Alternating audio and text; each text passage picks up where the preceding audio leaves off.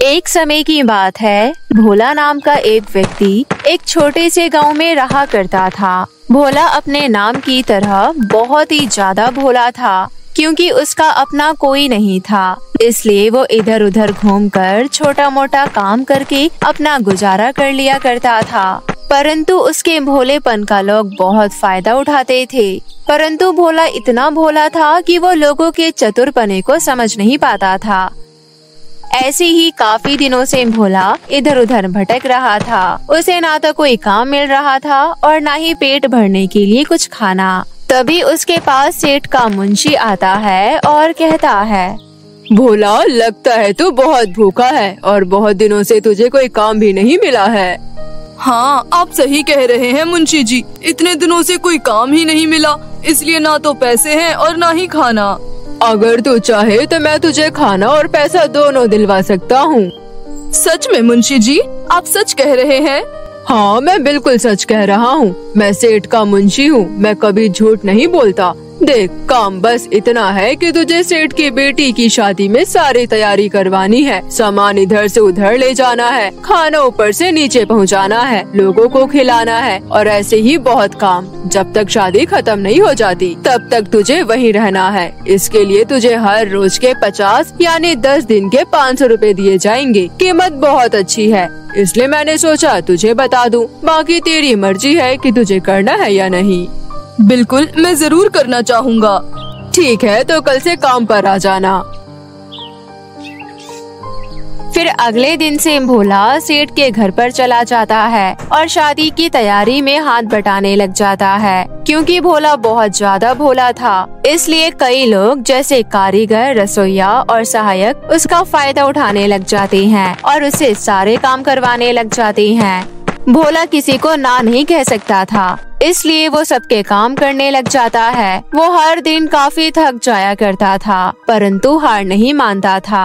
अब इसी तरह 10 दिन बीत जाते हैं और शादी किसी तरह निपट जाती है। शादी के निपटने के बाद भोला सेठ के पास जाता है और कहता है, सेठ जी, अब तो शादी निपट गई है, कृपया करके मेरा मेहनताना यानी 500 रुपया दे दीजिए। 500 रुपए? वो किस बात के? सेठ जी, मैंने 10 दिन आपके यहाँ काम किया है, मैं उसी के पैसे मांग रहा हूँ। क्या मैंने तुझे कहा था कि मैं तुझे कोई पैसा दूंगा? नहीं ना, फिर तुम मुझसे पैसे क्यों मांग रहा है? लेकिन सेठ जी, आपके मुंशी ने मुझे कहा था कि आपको कारीगर की जरूरत है, इसलिए मैं यहाँ काम करने आया था। तेरी बात मुंशी से हुई है, उसने तुझे पैसे देने का वादा किया है, मैंने नहीं। तू जाकर उससे बात कर। बेचारा भोला कुछ नहीं कहता और सेठ के मुंशी के पास आ जाता है। मुंशी जी, 10 दिन हो गए हैं, सारा काम भी निपट गया है, आप मुझे मेरे मेहनत के 500 रुपए दे दीजिए। अरे भोला, तू मुझसे पैसे क्यों मांग रहा है? मैं कोई सेठ थोड़ी हूँ जो तुझे पैसे दूंगा। मैं तो केवल पैसों का हिसाब रखता हूँ, पैसे तो तुझे सेठ ही दे सकते हैं। पर मैं सेठ के पास गया था, उन्होंने मुझे पैसे देने से इनकार कर दिया और कहा कि मेरी और उनकी पैसों की कोई बात नहीं हुई थी, इसलिए मैं आपके पास जाऊँ और आपसे पैसे मांगूं। देख भोला, मैंने तुझे पहले ही कहा था काम तू सेठ का कर रहा है, इसलिए पैसे भी तुझे सेठ ही देंगे। अब जा यहाँ से, मुझे बहुत काम है। ऐसा कहकर मुंशी भोला को वहाँ से भगा देता है। भोला सेठ और मुंशी की इस चाल को समझ नहीं पाता। मुंशी और सेठ ने मिलकर भोला को बेवकूफ बनाया था। बेचारा भोला आंखों में आंसू लिए वहाँ से चला जाता है। लेकिन इस बार उसके अंदर बार बार होने वाली इन चीजों को लेकर गुस्सा भर गया था।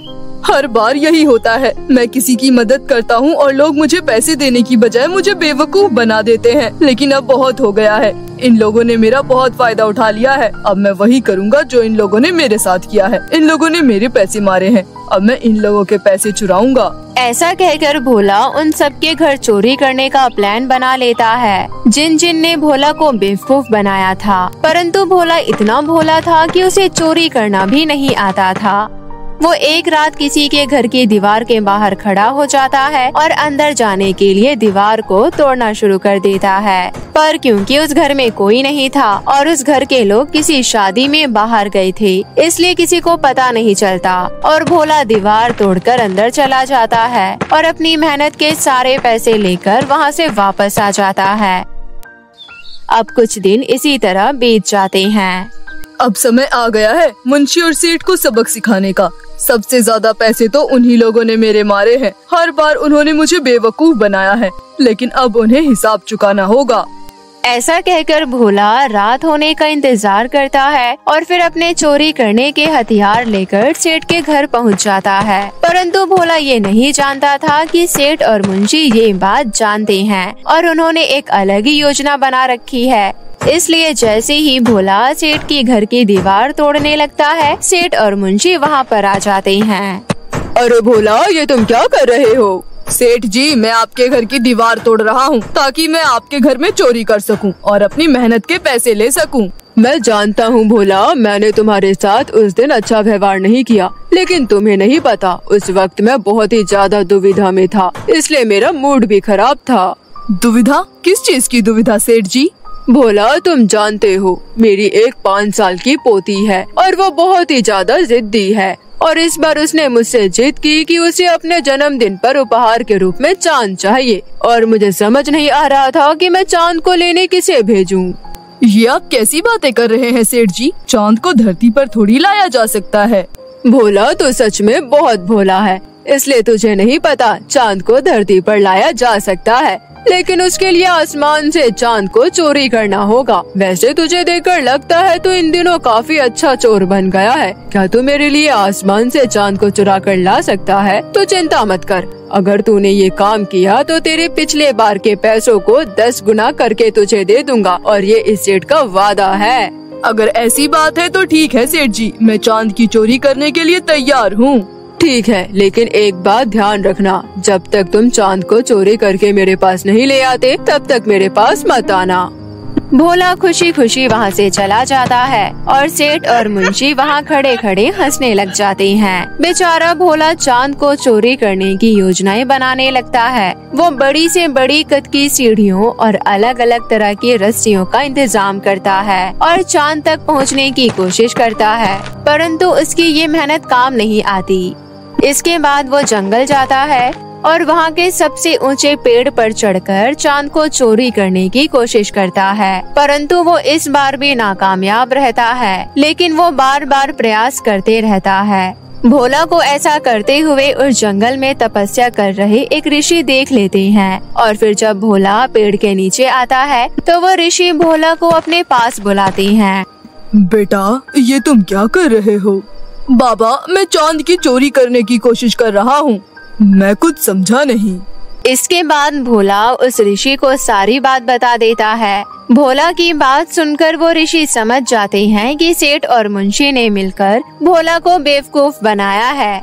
ऋषि को भोला पर दया आ जाती है, इसलिए वो भोले को अपने शरण में रखकर उसे समझदार बनाने का निर्णय ले लेते हैं और भोला से कहते हैं, भोला, अगर तुम चाहो तो मैं तुम्हारी सहायता कर सकता हूँ, लेकिन उसके लिए तुम्हें मेरे साथ रहकर अलग अलग तरह की विद्या प्राप्त करनी होगी, तभी तुम चांद तक पहुँच पाओगे। अगर ऐसा है तो ठीक है, मैं तैयार हूँ। इसके बाद वो ऋषि भोला को अलग अलग चीजों की विद्याएं सिखाना शुरू कर देते हैं और उन विद्याओं को सीखते सीखते भोला समझदार बनने लग जाता है, चीजों को समझने लग जाता है और उसकी बेवकूफी धीरे धीरे करके खत्म होने लग जाती है। अब 1 वर्ष इसी तरह से बीत जाता है और भोला की शिक्षा पूरी हो जाती है और अब वो पहले से कई ज्यादा समझदार और होशियार बन जाता है। भोला, तुम्हारी शिक्षा पूरी हो चुकी है। मैं जानता हूँ अब तुम काफी ज्यादा समझदार हो गए हो, इसलिए मुझे तुम्हें बताने की जरूरत नहीं है कि तुम्हें अब क्या करना है। आपका बहुत बहुत धन्यवाद गुरुजी, आपने मेरी जिंदगी को एक नया मार्ग दिखाया है, वरना मैं तो दूसरे लोगों की बातों में आकर बस बेवकूफ ही बनता रहता। सच में आपका बहुत बहुत धन्यवाद। उस ऋषि का धन्यवाद करके भोला वापस से अपने गांव आ जाता है और सेठ और मुंशी को सबक सिखाने का निर्णय कर लेता है। वो कुछ दिन इंतजार करता है और फिर एक अमावस की रात को वो सेठ और मुंशी को गांव के बीचों बीच बुलाता है। सेठ और मुंशी वहां पहुंच जाते हैं। क्या हुआ भोला, तूने हमें यहाँ क्यों बुलाया? हाँ, वो भी इतनी रात को, और तू इतने दिन था कहाँ? कहीं गांव में दिखाई ही नहीं दिया। अरे आप लोग इतनी जल्दी भूल गए, मैं चांद की चोरी करने गया था और ये काम आसान नहीं था, इसलिए मुझे इतना समय लग गया, लेकिन आखिरकार मैंने चांद को चुरा ही लिया। भोला की ये बात सुनकर सेठ और मुंशी थोड़ी देर के लिए हैरान रह जाते हैं और फिर हंसने लग जाते हैं। अच्छा, तूने चांद चुरा लिया? तो जरा ये तो बता कि चांद है कहाँ? भोला अपने हाथों को आगे बढ़ाता है और सेठ को दिखाते हुए कहता है, ये देखिए सेठ जी, चांद मेरे हाथों में है, बहुत मुश्किल से चुरा कर लाया हूँ। ये तू कैसी बातें कर रहा है? तेरे हाथ में कुछ भी नहीं है। अरे सेठ जी, आप भूल गए क्या? आज अमावस की रात है, आज चांद दिखाई नहीं देता, लेकिन इसका मतलब ये नहीं है कि वो होता ही नहीं है, वो मेरे हाथ में ही है, लेकिन अमावस की वजह से दिखाई नहीं दे रहा। अब मैंने आपकी शर्त पूरी की है, अब मुझे मेरे 10 गुना पैसे चाहिए, और वो भी अभी के अभी। सेठ भोला की इस बात का कोई जवाब नहीं दे पाता और मुंशी से पैसे मंगवाकर भोला को दे देता है। उस दिन के बाद से गांव में भोला को कोई बेवकूफ नहीं बना पाता और भोला अपनी समझदारी की वजह से पूरे गांव में विख्यात हो जाता है और हंसी खुशी रहने लग जाता है। झारखंड के एक छोटे से गांव में मियाँ बीवी अपनी 6 साल की छोटी बच्ची के साथ रहते थे। वे लोग बहुत ही ज्यादा गरीब थे। इन दिनों उनकी बेटी शिल्पा की तबीयत बहुत ज्यादा खराब थी। एक दिन वो अचानक से बहुत तेज तेज खांसने लगती है और बोलती है, माँ माँ, बहुत दर्द हो रहा है माँ। ठीक हो जाएगा बेटी, जल्दी ठीक हो जाएगी। शिल्पा बहुत तेज तेज खांस रही थी, तभी उसके मुंह से खून आ जाता है। खून देखकर शिल्पा की माँ गायत्री बहुत परेशान हो जाती है। अरे ये क्या, खून? शिल्पा के पापा, अरे जल्दी आओ। क्या हुआ भाग्यवान? देखिए ना, शिल्पा खांस रही थी, उसके मुंह से खून आ गया है। अरे ये खून? तुम शिल्पा को संभालो, मैं अभी वैद्य जी को बुला कर लाता हूँ। वैद्य जी शिल्पा का इलाज करने के लिए आते हैं। वो शिल्पा का इलाज करते हैं और कहते हैं, बीमारी बहुत बढ़ चुकी है, जल्दी ही इसको शहर में जाकर दिखाना होगा, वरना इसकी जान बचाना मुश्किल हो जाएगी। अभी के लिए मैं दवाई दे देता हूँ, थोड़ा आराम मिल जाएगा। इतना कहकर वैद्य जी कुछ दवाइयाँ देकर वहाँ से चले जाते हैं। फिर शिल्पा के पापा परेशान होते हुए कहते हैं, हे भगवान, इतनी गरीबी में मैं अपनी बच्ची को शहर कैसे लेकर जाऊँ? क्या करूँ? हे भगवान, तू ही कुछ रास्ता दिखा। हे छठी मैया, तू तो सबको संतान देती है, मेरी बेटी को भी ठीक कर दे। मैं तेरा व्रत करके तुझे प्रसाद चढ़ाऊंगी। कुछ ही दिनों बाद गायत्री की बेटी बिल्कुल तंदुरुस्त हो जाती है। उसको हंसता खेलता देख उसके माता पिता बहुत खुश होते हैं। इसी तरह समय बीतने लगता है और छठ पूजा का त्योहार नजदीक आ जाता है। तब गायत्री अपने पति से कहती है, छठ माता ने हमारी बेटी को ठीक कर दिया है, तो अब हमें भी अपनी मन्नत पूरी करनी चाहिए।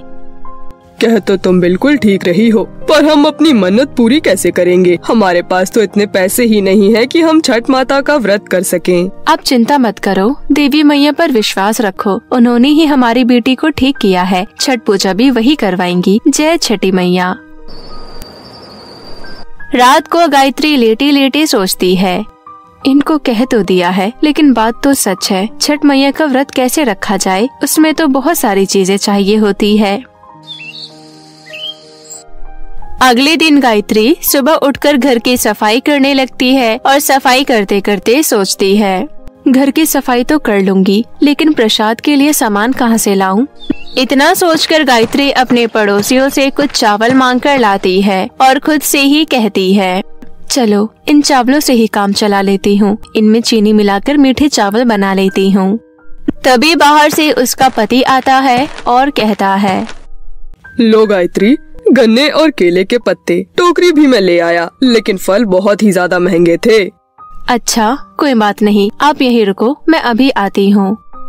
गायत्री जंगल की ओर जाते हुए सोचने लगती है, देखती हूँ कहीं तो किसी पेड़ पर कोई तो फल लगा होगा।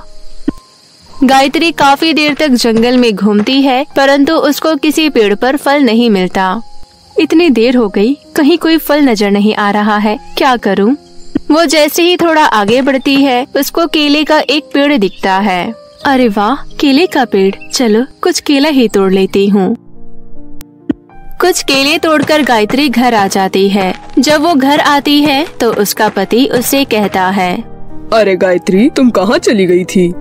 कहीं नहीं जी, बस वो मैं फल ढूंढने जंगल की ओर चली गई थी, लेकिन पूरे जंगल में मुझे कुछ नहीं मिला, बस जरा से केले मिले हैं। गायत्री, तुम तो बहुत थकी हुई लग रही हो। जब तुम्हें पता है तुम्हारा व्रत है तो तुम इतनी दूर क्यों गई? तुम मुझे बता देती तो मैं ले आता। अभी तुम्हें पूरी रात पानी में खड़ा रहना होगा, कैसे कर पाओगी तुम? सब हो जाएगा जी, छठी मैया की कृपा से सब हो जाएगा। मैं अपनी मन्नत जरूर पूरी करूँगी।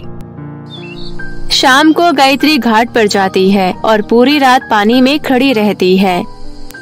अगली सुबह उगते सूर्य को अर्घ देने के लिए सभी तैयार थे। गायत्री भी अपने हाथों में सूप लेकर वहीं खड़ी थी। तभी गायत्री के बगल में खड़ी एक औरत उससे कहती है, अरे गायत्री, तुमने भी छठ पूजा का व्रत किया है क्या? क्या क्या पकवान बनाए हैं तुमने? क्या है तुम्हारे इस सूप में? अरे वो हमें भी तो मिलेगा ना प्रसाद, हमें भी दोगी ना ढेर सारे पकवान और मिठाई। तभी सूरज उगने लगता है। सभी मिलकर सूर्य देव को जल चढ़ाते हैं और छठी मैया का नमन करते हैं। हे छठी मैया, मेरे सूप में तो कोई पकवान नहीं है, मैं क्या बांटूंगी? हे छठी मैया, तू ही मुझे बचा और मेरी लाज रख ले। प्रसाद देने से बचने के लिए गायत्री वहाँ से जल्दी जल्दी जाने लगती है। तभी एक औरत कहती है, अरे देखो देखो गायत्री कहाँ भागे जा रही है? अरे ओ गायत्री, हमें नहीं देगी क्या छठी मैया का प्रसाद? रहने दो बहन, ये क्या प्रसाद देगी? इसके पास देने के लिए कुछ होगा तब तो देगी ना। इनके पास इतने पैसे थोड़ी ना है जो ये कोई पकवान बना सके या बाजार से महंगे फल खरीद सके। वही इधर उधर से थोड़े फल मांग कर ले आई होगी। अरे फिर भी देखते हैं आखिर इसके सूप में है क्या। लाओ लाओ गायत्री, हमें प्रसाद दो, हम कब से तुम्हारे प्रसाद का इंतजार कर रहे हैं। इतना कहकर वो औरत उसके सूप से कपड़ा हटा देती है। उस औरत के ऐसा करते ही वहाँ खड़े सभी लोग हैरान हो जाते हैं, क्योंकि गायत्री के हाथ में सोने का सूप था और उसमें बहुत सारे फल रखे हुए थे। ये सब देखकर गायत्री खुद भी बहुत हैरान होती है। अरे ये क्या, सोने का सूप और इतने सारे फल, ये कहाँ से आए? गायत्री सभी को प्रसाद देने लगती है। सभी इतने सारे पकवान और प्रसाद देखकर हैरान हो जाते हैं। प्रसाद लेने के लिए भीड़ इकट्ठा होने लगती है। हे छठी मैया, इतने सारे लोग इकट्ठे हो गए, अब तो प्रसाद कम पड़ जाएगा। भीड़ बढ़ती जाती है, पर गायत्री सभी को प्रसाद देती रहती है, लेकिन सूप में से प्रसाद खत्म हो ही नहीं रहा था। एक काम करती हूँ, थोड़ा सा प्रसाद ब्राह्मण के लिए बचा लेती हूँ। गायत्री ब्राह्मण के पास जाती है और प्रसाद देने के लिए सूप के ऊपर से कपड़ा हटाती है। अरे ये क्या, मैं तो ब्राह्मण के लिए थोड़ा सा प्रसाद बचा कर लाई थी, फिर इसमें दोबारा इतने सारे फल कहाँ से आ गए? क्या हो गया पुत्री, प्रसाद देने में इतना समय क्यों लगा रही हो? नहीं नहीं बाबा, मुझे माफ कर दीजिए, वो मैं कुछ सोच रही थी। गायत्री सारा प्रसाद ब्राह्मण को दे देती है और एक केले का टुकड़ा बचाकर घर ले आती है। घर आकर गायत्री सूप सामने रखकर बैठ जाती है और सोचती है, मुझे कुछ भी समझ नहीं आ रहा है। मेरे पास सिर्फ थोड़े से केले थे, फिर वहाँ छठ घाट पर इतने सारे फल इसमें कहाँ से आए और ऊपर से ये सूप सोने का कैसे हो गया? छठी मैया जी, आपकी कैसी लीला है। तभी वहाँ पर गायत्री की बेटी शिल्पा आकर कहती है, माँ भूख लगी है, कुछ खाने को दो ना। हाँ बेटा, ये लो, सूप में एक केले का टुकड़ा बचा है। गायत्री अपनी बेटी को प्रसाद देने के लिए जैसे ही सूप के ऊपर से कपड़ा हटाती है, वो सूप फिर से ढेर सारे फल और पकवानों से भरा हुआ था। अरे वाह माँ, इतने सारे फल और पकवान। हाँ बेटी, अब तो हम पूरे गांव में ये प्रसाद बांट सकते हैं। जरूर, ये छठी मैया की कृपा है। ये सोने का सूप जरूर उन्होंने ही भेजा है। तभी गायत्री का पति वहाँ आता है। गायत्री अपने पति को सारी बात बताती है और कहती है, ये कोई साधारण सूप नहीं है जी। साधारण सूप नहीं है मतलब? मैंने इतने सारे लोगों को प्रसाद बांटा, लेकिन फिर भी इसमें से प्रसाद खत्म ही नहीं हुआ। लगता है ये तो कोई जादुई सूप है। जादुई सूप? ये तुम कैसी बातें कर रही हो? जरूर तुम्हें कोई वहम हुआ है। लगता है इतने लंबे व्रत का असर है। कुछ खा लो फिर ठीक हो जाओगी।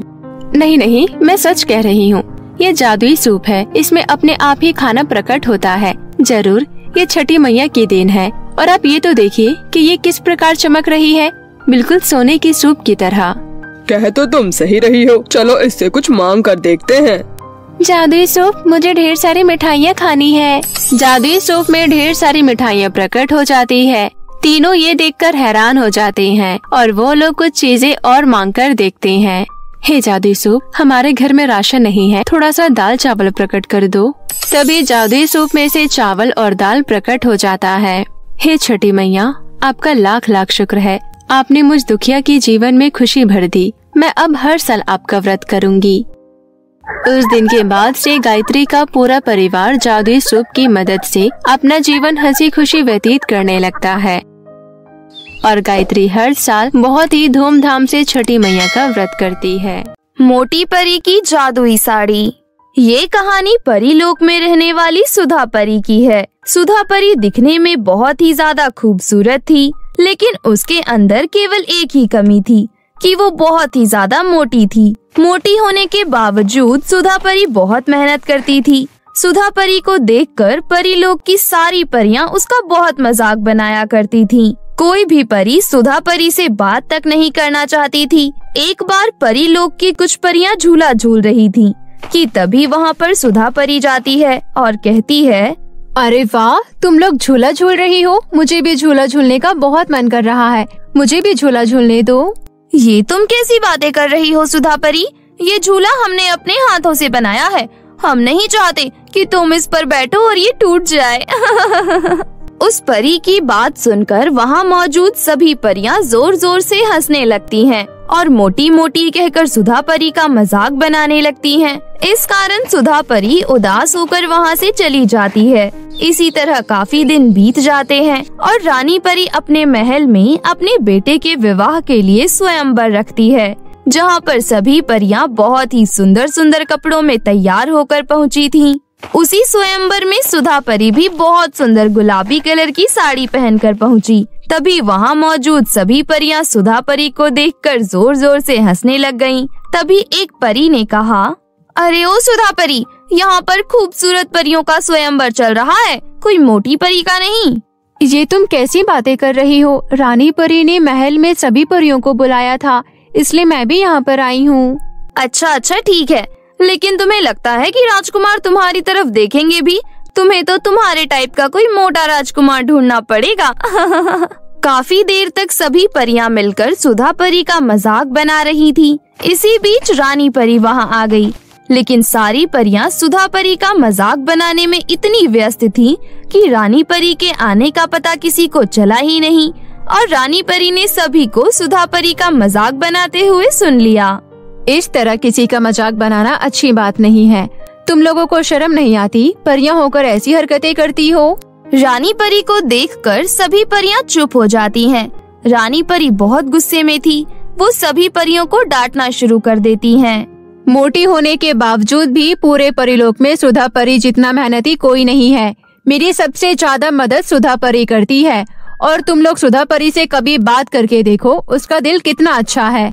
लेकिन नहीं, तुम्हें तो सिर्फ उसका मोटापा देखकर उसका मजाक बनाना आता है। क्या कह रही थी तुम कि राजकुमार सुधा परी की तरफ देखेंगे भी नहीं? मैं यहाँ इतनी सारी परियों के सामने ये ऐलान करती हूँ कि मैं अपने बेटी की शादी सुधा परी से तय कर रही हूँ। रानी परी की ये बात सुनकर वहाँ मौजूद सभी परियां हैरान हो जाती हैं। वहीं सुधा परी बहुत खुश हो जाती है कि खुद रानी परी ने उसकी तरफदारी ली। फिर कुछ दिनों के बाद ही रानी परी अपने बेटे से सुधा परी की शादी करवा देती है, क्योंकि रानी परी ने सुधा परी से शादी के बारे में अपने बेटे से कोई बात नहीं की थी। इस कारण राजकुमार कार्तिक बहुत नाराज था। बाकी परियों की तरह उसे भी सुधा परी बिल्कुल पसंद नहीं थी, इसलिए वो सुधा परी को एक आंख नहीं देखना चाहता था। वो सुधा परी के साथ बहुत अत्याचार करता था, लेकिन माँ बेटे में कोई फूट ना हो, इस कारण सुधा परी कभी रानी परी से कोई शिकायत नहीं करती थी। मेरी बात कान खोल कर सुन लो, मुझे तुम बिल्कुल पसंद नहीं हो। मैं इतना खूबसूरत राजकुमार हूँ। मेरी शादी बहुत खूबसूरत परी से होनी चाहिए थी, लेकिन माँ ने मेरी शादी तुम जैसी मोटी परी से करा दी। माँ के लिए तुम मेरी पत्नी हो सकती हो, लेकिन मेरे लिए तुम बस एक नौकरानी के बराबर हो। सुधा परी कार्तिक की बातों का कोई जवाब नहीं देती। सुधा परी का दिल टूट चुका था। अब वो भी अपने मोटापे से परेशान हो गई थी। अपने सारे दुख का कारण वो अपने मोटापे को समझने लग गई थी। एक दिन कार्तिक तैयार होकर कहीं जा रहा था, तभी सुधा परी कार्तिक के पास गई और बोली, सुनिए, आप कहीं जा रही हैं क्या? हाँ, जा रहा हूँ। चंद्रलोक पर मुझे कोई जरूरी काम है, वहीं जा रहा हूँ। लेकिन चंद्रलोक पर तो आपको खतरा हो सकता है। वहाँ पर रानी परी के बहुत सारे दुश्मन हैं। अगर किसी को भी पता चला कि आप उनके बेटी हैं, तो आपके साथ बहुत बुरा हो सकता है। अगर आप बुरा ना माने तो मैं भी आपके साथ चल सकती हूँ। बिल्कुल नहीं। तुम कहना क्या चाहती हो कि तुम बहुत शक्तिशाली हो और मेरे अंदर कोई शक्तियाँ नहीं है? तुम मुझे कमजोर कहना चाहती हो? नहीं नहीं, मेरा कहने का मतलब ये बिल्कुल नहीं था। मैं तो बस आपके साथ चलना चाहती थी। तुम पागल हो गई हो। यदि तुम जैसी मोटी परी को किसी ने मेरे साथ देख लिया तो तुम जानती हो मेरा कितना मजाक बनेगा। परी लोक में तो मेरा मजाक पहले से ही बन चुका है। मैं नहीं चाहता कि चंद्रलोक में भी मेरा मजाक बने। चली जाओ यहाँ से और अपने काम पर ध्यान दो। मेरी पत्नी बनने की कोशिश मत करो, समझी? इतना कहकर कार्तिक वहाँ से चला जाता है। कार्तिक अक्सर चंद्रलोक पर जाया करता था क्योंकि उसे चंद्रलोक की एक अहिला अप्सरा से प्यार हो गया था। अहिला दिखने में बहुत ही ज्यादा खूबसूरत थी और साथ ही साथ पतली दुबली भी थी। कार्तिक उसके प्यार में बहुत ज्यादा पड़ गया था, लेकिन अहिला एक धोखेबाज अप्सरा थी। ये उसकी चाल थी कि वो खूबसूरत बनकर परीलोक के राजकुमार को अपने जाल में फंसाए और अंत में उसे चंद्रलोक की रानी के हवाले कर दे। अहिला, मैं तुमसे बहुत ही ज्यादा प्यार करता हूँ। तुम जानती हो कि मैं शादीशुदा हूँ, लेकिन मैंने वो शादी जानबूझकर नहीं की थी। वो मुझे माँ के कहने पर करनी पड़ी। लेकिन मेरा दिल तो सिर्फ तुम्हारे लिए धड़कता है। तुम जो कहोगी मैं वो करने के लिए तैयार हूँ। मैं भी तुमसे बहुत प्यार करती हूँ कार्तिक, लेकिन मेरी एक शर्त है कि शादी से पहले तुम्हें मेरी माँ से बात करनी होगी और शादी के बाद मैं परीलोक नहीं आऊंगी। तुम्हें चंद्रलोक पर आकर रहना होगा और साथ ही तुम्हें चंद्रलोक के सारे रीति रिवाज को अपनाना होगा। ये तुम कैसी बातें कर रही हो अहिला? मैं अपनी माँ को कैसे छोड़ सकता हूँ? अगर तुम अपनी माँ को और परीलोक को नहीं छोड़ सकते तो ठीक है, मुझे छोड़ दो। नहीं, मैं तुम्हें नहीं छोड़ सकता। तुम्हारे बिना मैं अधूरा हूँ अहिला। तुम्हारे अंदर मेरी जान बसती है। ठीक है, तुम जो कहती हो मैं करने के लिए तैयार हूँ। मैं जा रहा हूँ। तुम्हारी माँ के पास जब समय हो मुझे खत लिख देना। मैं आ जाऊँगा अपना सब कुछ छोड़कर तुम्हारे लिए। ऐसा कहकर कार्तिक परीलोक के लिए रवाना हो जाता है। दूसरी तरफ अहिला जोर जोर से हंसने लगती है और अपनी माँ के पास जाकर उसे भी सारी बात बताती है। वाह मेरी बेटी, मुझे गर्व है कि तुम मेरी बेटी हो। एक बार परीलोक का राजकुमार हमारे वश में आ जाए, उसके बाद पूरा परीलोक हमारे वश में आ जाएगा। उसके बाद रानी परी के कहे अनुसार हम दोनों चंद्रलोक की सबसे ताकतवर अप्सराएं हो जाएंगी। इसके बाद दोनों माँ बेटी बहुत खुश हो जाती हैं। उसके बाद अहिला कार्तिक के लिए खत लिखती है। वो खत कार्तिक के घर जाता है और सुधा परी के हाथ लग जाता है। ये कैसा खत है? इस पर ये क्यों लिखा है कि इसे केवल कार्तिक ही पढ़ सकते हैं? कहीं ये खत चंद्रलोक से तो नहीं आया है? मुझे पढ़ना होगा, कहीं कार्तिक पर कोई खतरा न मंडरा रहा हो। सुधा परी खत पढ़ने लगती है। खत पढ़ने पर सुधा परी को सारी सच्चाई का पता चल जाता है। अहिला ने उस खत में सारी चीजें लिखी हुई थी। सारी बात जानकर सुधा परी बहुत दुखी हो जाती है। साथ ही साथ उसे अपने पति की चिंता भी होने लगती है। तभी वहाँ पर कार्तिक आ जाता है। सुनिए, ये चंद्रलोक पर अहिला कौन है? मैंने आपका ये खत पढ़ लिया है। मुझे सब पता चल गया है कि आप परीलोक छोड़कर जा रहे हैं। मेरे बारे में ना सही, कम से कम रानी परी के बारे में सोचिए। वो आपसे कितना प्यार करती है। अगर वो मुझसे प्यार करती तो मेरी शादी मेरी मनपसंद परी से करवाती, ना कि तुमसे। अगर तुमने ये बात माँ को बताई तो मुझसे बुरा कोई नहीं होगा, समझी तुम? ऐसा कहकर कार्तिक चंद्रलोक के लिए रवाना हो जाता है। सुधा परी कार्तिक को रोकने की बहुत कोशिश करती है, लेकिन कार्तिक नहीं रुकता और सीधा चंद्रलोक चला जाता है। उसके चंद्रलोक पहुँचते ही अहिला और उसकी माँ कार्तिक को बंदी बना लेते हैं। तुम ये क्या कर रही हो अहिला? तुमने मुझे बंदी क्यों बना लिया? तुझे क्या लगता है मैं तुझसे प्यार करती हूँ? बिल्कुल नहीं। तू तो महामूर्ख निकला। तूने सोच भी कैसे लिया कि मैं तुझसे प्यार करूँगी? कभी नहीं। ये तो मेरा प्लान था। अब हम तुझे रानी परी के हवाले कर देंगे। उसके बाद रानी माँ तेरी माँ को तेरा नाम लेकर चंद्रलोक बुलाएगी और फिर हम तेरी माँ को भी बंदी बना लेंगे। उसके बाद परीलोक पर भी हमारा कब्जा होगा। मुझे तुमसे ये उम्मीद नहीं थी अहिला। तुमने मेरा दिल ही नहीं मेरा विश्वास भी तोड़ दिया है। मैं तुम दोनों माँ बेटी को छोड़ूंगा नहीं। लेकिन वो तो तब होगा ना जब हम तुझे छोड़ेंगे। दूसरी तरफ सुधा परी भागती हुई रानी परी के पास गई और उन्हें सारी बात बता दी। सारी बात जानकर रानी परी को भी बहुत चिंता होने लगी। ये तुम क्या कह रही हो सुधा परी? मैं कैसे मान लूं कि तुम सच कह रही हो? ये खत देखिए रानी परी, जो चंद्रलोक से आया हुआ है। इसमें साफ साफ लिखा है कि कार्तिक परीलोक छोड़कर चंद्रलोक में रहेंगे। रानी परी को अपने बेटे की बहुत चिंता होने लगती है, क्योंकि वो चंद्रलोक की सभी अप्सराओं को अच्छे से जानती थी। परीलोक का और चंद्रलोक का बहुत पुराना टकरार चल रहा था। तभी रानी परी के पास चंद्रलोक से एक खत आता है, जिसमें लिखा था, तुम्हारा इकलौता बेटा हमारे कब्जे में है। हमने तुम्हारे बेटे को बंदी बना लिया है। अगर तुम चाहती हो कि हम तुम्हारे बेटे को सुरक्षित छोड़ दे, तो तुम्हें अपनी जादुई छड़ी और पूरा परीलोक हमारे हवाले करना होगा। देखा रानी परी, आपने जिस बात का डर था वही हुआ। अब हम क्या करेंगे? मुझे चंद्रलोक जाना होगा। ये आप कैसी बातें कर रही हैं रानी परी? आपका चंद्रलोक जाना पूरे परीलोक के लिए खतरा है। खुदा ना खास्ता उन्होंने आपको बंदी बना लिया तो पूरा परीलोक उनके गुलाम हो जाएगा। आप मुझे आज्ञा दीजिए, मैं जाऊंगी। हमें तुम्हारी शक्तियों पर पूरा भरोसा है सुधा परी, लेकिन तुम्हारे मोटापे के कारण तुम युद्ध नहीं कर पाओगी। हमें इसका उपाय ढूंढना होगा। थोड़ा सोचने के बाद रानी परी वहाँ पर एक साड़ी प्रकट करती हैं और कहती हैं, इस साड़ी के अंदर 100 परियों की शक्ति है। इसे पहनती ही तुम्हारा शरीर पतला हो जाएगा। तुम इस साड़ी को पहनकर चंद्रलोक जा सकती हो। सुधा परी झट से साड़ी पहन लेती है और रानी परी का आशीर्वाद लेकर चंद्रलोक के लिए रवाना हो जाती है। जब वो वहाँ पहुँचती है तो राजकुमार कार्तिक की हालत देखकर उसे बहुत बुरा लगता है। सुधा, तुम आ गई। सुधा, इन सबको बता दो कि परीलोक कभी इनका गुलाम नहीं हो सकता। आप चिंता मत कीजिए राजकुमार, आज ही वो तिथि है जिस दिन चंद्रलोक का विनाश होगा। अहिला सुधा परी पर वार कर देती है, लेकिन सुधा परी पर अहिला के वार का कोई असर नहीं होता, क्योंकि अब सुधा परी के अंदर 101 परियों की शक्ति थी। सुधा परी अपनी जादुई छड़ी घुमाती है और पूरे चंद्रलोक में आग लग जाती है।